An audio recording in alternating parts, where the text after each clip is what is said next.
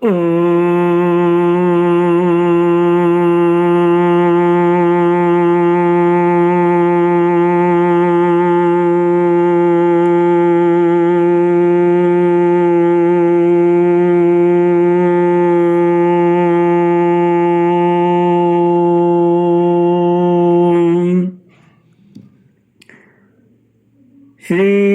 गुरुचरण कमलेभ्यो नमः। श्री गणेशाय नमः। श्री सरस्वत्यै नमः। श्री विष्णवे नमः।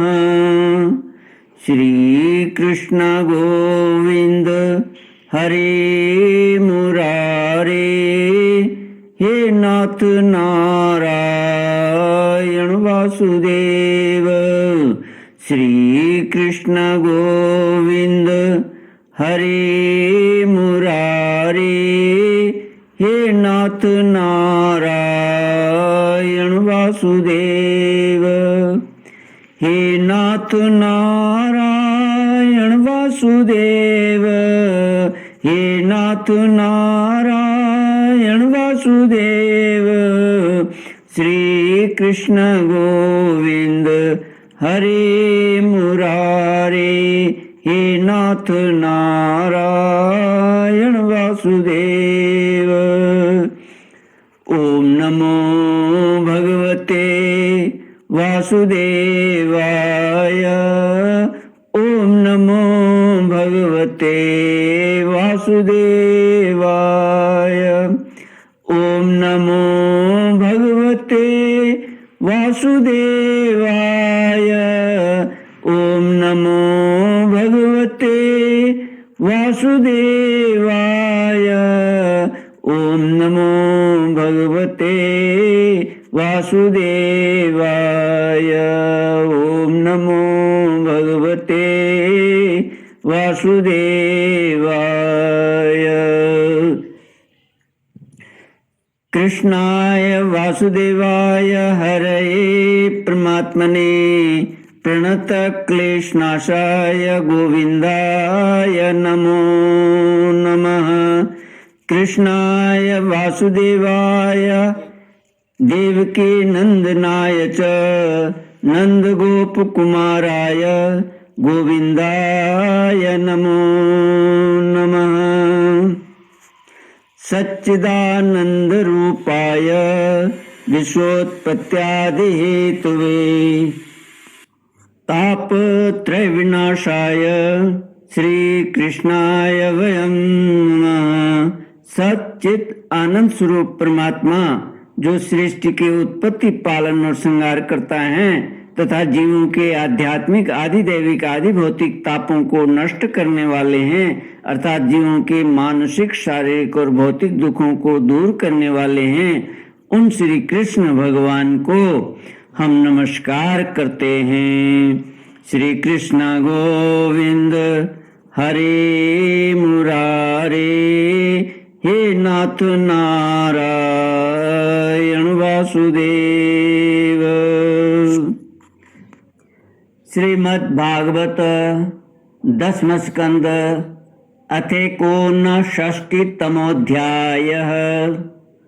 राजोवाच यथा हतो भगवता भौमो येन च तास्त्रियः निरुद्धा एतदाचक्ष विक्रमं सारंगधन्वनः। श्रीशुकोवाच इंद्रेण हृतक्षत्रेण हृतकुण्डलबन्धुना हृतामराद्रिस्थानेन ज्ञापितो भौमचेष्टितं। सभार्यो गरुडारूढ़ प्राग्ज्योतिषपुरं ययो। श्रीमद्भागवत दसम स्कंध, 10वां स्कंद, 59वां अध्याय। भौमासुर का उद्धार और 16,100 कन्याओं के साथ भगवान का विवाह। राजा परीक्षित ने पूछा, भगवान श्री कृष्ण ने भौमासुर को, जिसने उन स्त्रियों को बंदी गृह में डाल रखा था, क्यों और कैसे मारा, आप कृपा करके सारंग धनुषधारी भगवान श्री कृष्ण का वह विचित्र चरित्र सुनाइए। श्री सुखदेव जी ने कहा, परीक्षित, भौमासुर ने वरुण का क्षत्र, माता अदिति के कुंडल और मेरु पर्वत पर स्थित देवताओं का मणि पर्वत नामक स्थान छीन लिया था। इस पर सबके राजा इंद्र द्वारका में आए और उसकी एक एक करतूत उन्होंने भगवान श्री कृष्ण को सुनाई। अब भगवान श्री कृष्ण अपनी प्रिय पत्नी सत्यभामा के साथ गरुड़ पर सवार हुए और भौमासुर की राजधानी प्रागज्योतिषपुर में गए। प्रागज्योतिषपुर में प्रवेश करना बहुत कठिन था। पहले तो उसके चारों ओर पहाड़ों की किले बंदी थी, उसके बाद शस्त्रों का घेरा लगा हुआ था, फिर जल से भरी खाई थी, उसके बाद आग या बिजली की चहार दीवारी थी और उसके भीतर वायु गैस बंद करके रखा गया था। इससे भी भीतर मुर दैत्य ने नगर के चारों ओर अपने 10,000 घोर एवं सुदृढ़ फंदे जाल बिछा रखे थे। भगवान श्री कृष्ण ने अपनी गदा की चोट से पहाड़ों को तोड़ फोड़ डाला और शस्त्रों की मोर्चेबंदी को बाणों से छिन्न भिन्न कर दिया। चक्र के द्वारा अग्नि, जल और वायु की चार दीवारियों को तहस नहस कर दिया और मुर दैत्य के फंदों को तलवार से काट कूट कर अलग कर दिया। जो बड़े बड़े यंत्र मशीनें वहां लगी हुई थी उनको तथा वीर पुरुषों के हृदय को शंखनाद से विदीर्ण कर दिया और नगर के परकोटे को गदाधर भगवान ने अपनी भारी गदा से ध्वंस कर डाला। भगवान के 5 जन्य शंख की ध्वनि प्रलयकालीन बिजली की कड़क के समान महाभयंकर थी। उसे सुनकर मुर दैत्य की नींद टूटी और वह बाहर निकल आया। उसके 5 सिर थे और अब तक वह जल के भीतर सो रहा था। वह दैत्य प्रलयकालीन सूर्य और अग्नि के समान प्रचंड तेजस्वी था। वह इतना भयंकर था कि उसकी ओर आंख उठाकर देखना भी आसान काम नहीं था। उसने त्रिशूल उठाया और इस प्रकार भगवान की ओर दौड़ा जैसे सांप गरुड़ जी पर टूट पड़े। उस समय ऐसा मालूम होता था मानो वह अपने 5 मुखों से त्रिलोकी को निगल जाएगा। उसने अपने त्रिशूल को बड़े वेग से घुमाकर गरुड़ जी पर चलाया और फिर अपने 5 मुखों से घोर सिंहनाद करने लगा। उसके सिंहनाद का महान शब्द पृथ्वी, आकाश, पाताल और 10 दिशाओं में फैलकर सारे ब्रह्मांड में भर गया। भगवान श्री कृष्ण ने देखा कि मुर दैत्य का त्रिशूल गरुड़ की ओर बड़े वेग से आ रहा है। तब अपना हस्त कौशल दिखाकर फुर्ती से उन्होंने 2 बाण मारे जिनसे वह त्रिशूल कटकर 3 टुकड़े हो गया। इसके साथ ही मुर दैत्य के मुखों में भी भगवान ने बहुत से बाण मारे।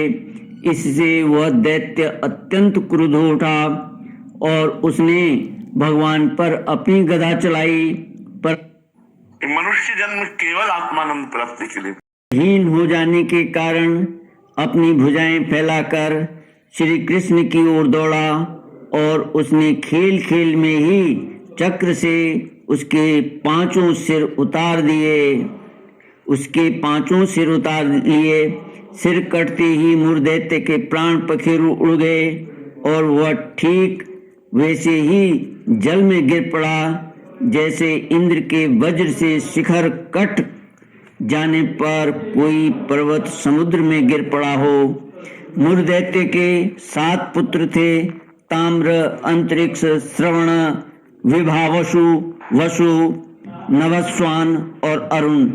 ये अपने पिता की मृत्यु के अत्यंत शोकाकुल उठे, पिता की मृत्यु से अत्यंत शोकाकुल उठे और फिर बदला लेने के लिए क्रोध से भरकर शस्त्रास्त्र से सुसज्जित हो गए तथा पीठ नामक दैत्य को अपना सेनापति बनाकर भौमासुर के आदेश से श्री कृष्ण पर चढ़ाए।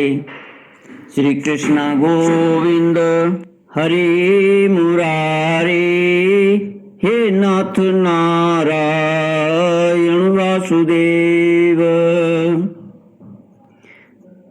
भौमासुर के आदेश से श्री कृष्ण पर चढ़ाए। वे वहां आकर बड़े क्रोध से भगवान श्री कृष्ण पर बाण, खड्ग, गदा, शक्ति, सृष्टि,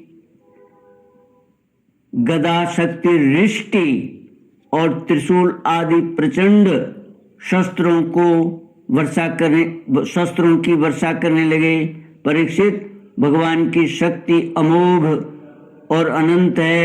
उन्होंने अपने बाणों से उनके कोटि कोटि शस्त्रास्त्र तिल तिल करके काट गिराए।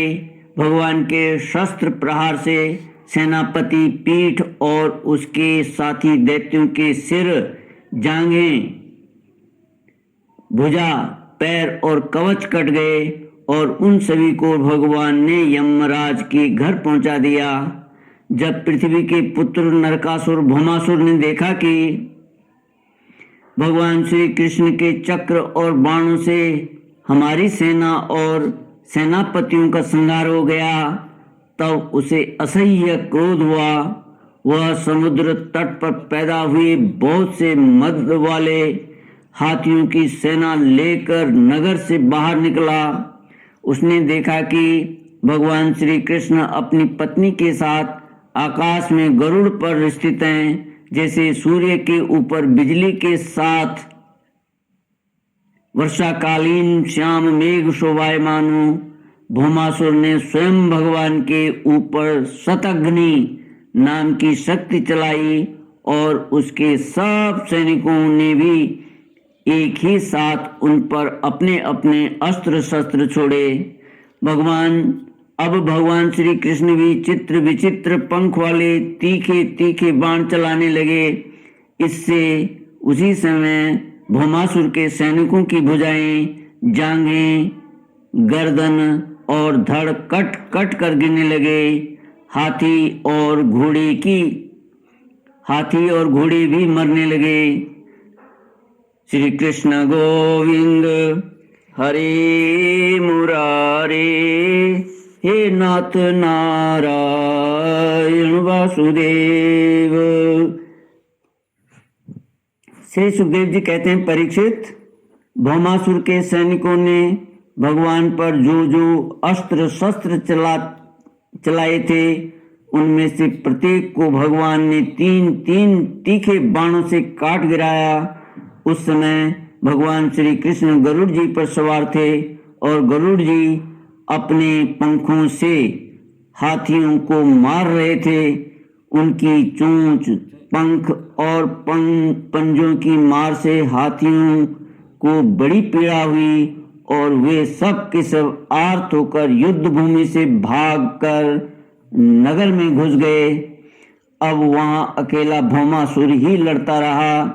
जब उसने देखा कि गरुड़ जी की मार से पीड़ित होकर मेरी सेना भाग रही है, तब उसने उन पर वह शक्ति चलाई जिसने वज्र को भी विफल कर दिया था, परंतु उसकी चोट से पक्षराज गरुड़ तनिक भी विचलित न हुए, मानो किसी ने मत वाले गजराज पर फूलों की माला से प्रहार किया हो। अब भौमासुर ने देखा कि मेरी एक भी चाल नहीं चलती, सारे उद्योग विफल होते जा रहे हैं। तब उसने श्री कृष्ण को मार डालने के लिए एक त्रिशूल उठाया, परंतु उसे अभी वह छोड़ भी न पाया था कि भगवान श्री कृष्ण ने छुरे के समान तीखी धार वाले चक्र से हाथी पर बैठे हुए भौमासुर का सिर काट डाला। उसका जगमगाता हुआ सिर कुंडल और सुंदर किरीट के सहित पृथ्वी पर गिर पड़ा। उसने देखा भौमासुर के सगे संबंधी हाय हाय पुकार उठे। ऋषि लोग साधु साधु कहने लगे और देवता लोग भगवान पर पुष्पों की वर्षा करते हुए स्तुति करने लगे। श्री कृष्ण गोविंद हरे मुरारे, हे नाथ नारायण वासुदेव। ओम पूर्णमद पूर्णमिदं पूर्णात् पूर्णमुदच्यते पूर्णस्य पूर्णमादाय पूर्णमेवावशिष्यते। ओम शांति शांति शांति। हरि ओम श्री गुरुभ्यो नमः। हरि ओम।